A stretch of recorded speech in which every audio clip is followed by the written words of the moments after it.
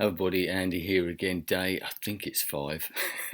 It's getting like that, isn't it? But today actually is in the UK is the first day of summer. The clocks went forward at I think it's 1 or 2 o'clock this morning, and it's that one day of the year when I feel sort of vindicated for not changing the clock in my car. Not that I've been using the car very much since the clocks went back. Is that right? In October or something last year. Just small victories, small little things that I think you need at this particular time to sort of give you some sort of comfort. But right, so the figures, yes, not looking good, as it isn't anywhere, is it? But just trying to keep up this whole thing. The figures yesterday, which I think are actually released quite early in the morning, released in the UK at about 9 o'clock. So we're about a day out, I suppose, in some ways. But for Saturday, the figures were another 260 deaths. So that figure is going up, all the time, but increasing.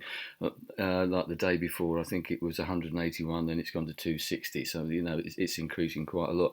And the total of 1,019 deaths, there were 17,089 cases of people that tested positive, and actually there were 120,000 tests that have been done, which isn't a lot when you look at what other people are doing.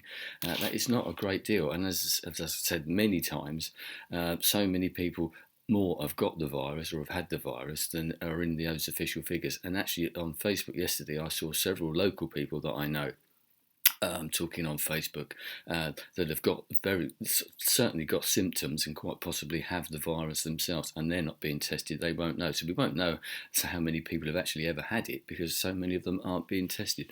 But one of the things I wanted to talk about today, actually, because we've all been talking, we've all experienced the whole shopping thing that's going on now, supermarkets especially over here, and I know it's happened across Europe and in America as well. By listening to some of the guys' videos that I've been watching here on YouTube, supermarkets are having to change the way they're doing things. We go into the supermarkets now and whole shelves have got nothing in them. The pasta and meat and all the rice and tinned goods, toilet rolls and paper towels and all that sort of stuff, as we've seen as well. And the way that you shop in them. I went to my local supermarket the other day.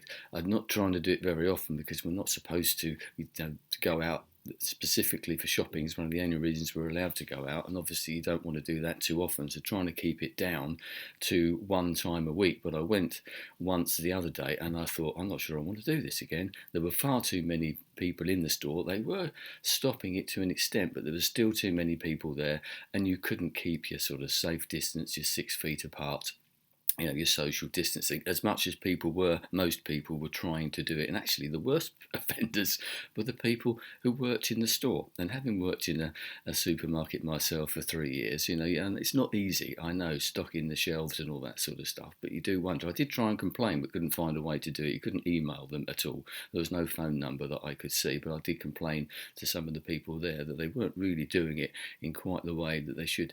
But one of the outcomes of that is, and this may well vary because of the nature of the country. In the US, people drive around a lot, but here, I think it was Napoleon who called the English or the British a nation of shopkeepers. We have shops everywhere, little corner shops, or just little shops, which are great, and they are coming into their own now. I've tried to use them, or we've tried to use them anyway, like buying fresh fish from more or less from the fishermen and things like that, rather than from a supermarket or even from a shop itself.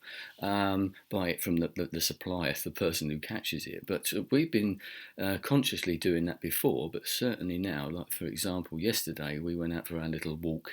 We went into a local butcher's, got some lovely meat in the butcher's. They had lovely fruit and veg in there, especially vegetables. And of course, all this is locally sourced instead of being flown in from far-flung countries on aeroplanes and CO2 emissions and all that sort of stuff.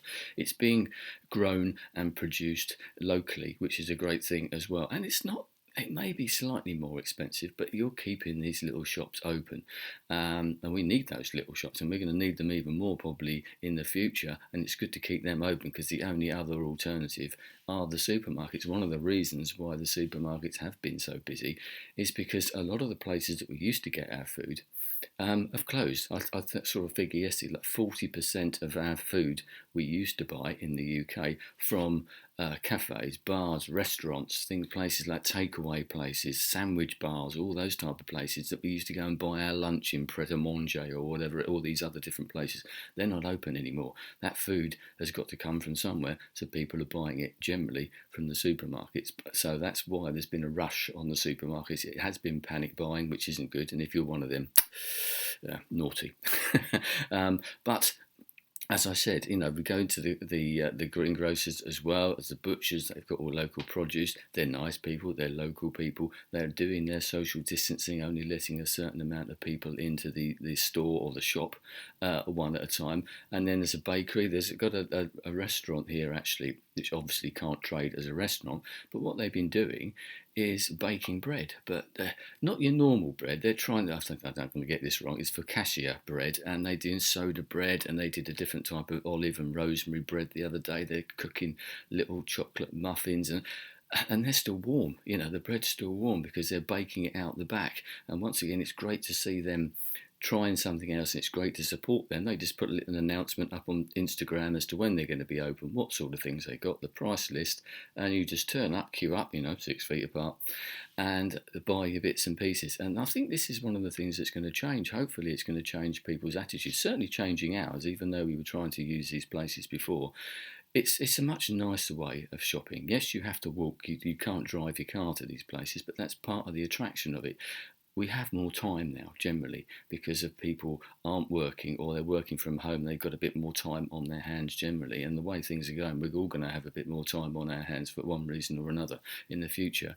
We can do these things. We can take a bit of time. It's much nicer to stroll around, and you're bumping into friends and things like that. The distancing thing comes in, which is always a bit strange. I bumped into a friend of mine this, and you're sort of you feel awful, because you want to shake them by the hand and give them a hug or whatever it might be, but obviously you can't do that. So this is going to change a lot of things. There are lots of things that are going to change, and I might talk about in the future as well. Not necessarily my predictions, but the things that you're reading and just noticing.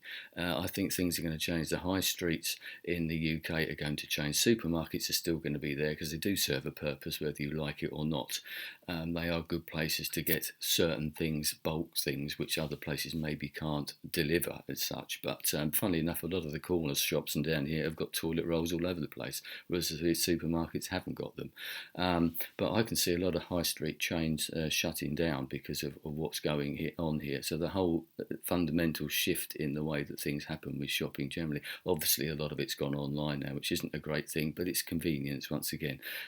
Convenience and time, there's that sort of balance between the two. So if you can, shop local, because those people are local generally. They're local people. The produce is local. It's produced and made locally as well, because we've got other bakers and greengrocers and butchers. We're lucky in that respect. A lot of those have gone from a lot of communities. We're still lucky that they are still there, and hopefully they will continue to be there, and hopefully they can continue to trade during these difficult times, because they are needed. And they're going to be needed even more. And there is something nice about going and getting that fresh bread, coming home when it's still warm, putting some butter on it, and yeah, you can get the idea, can't you? And I'm going to go and have some of it now, I think. Anyway, I'll speak to you again tomorrow, hopefully. Goodbye.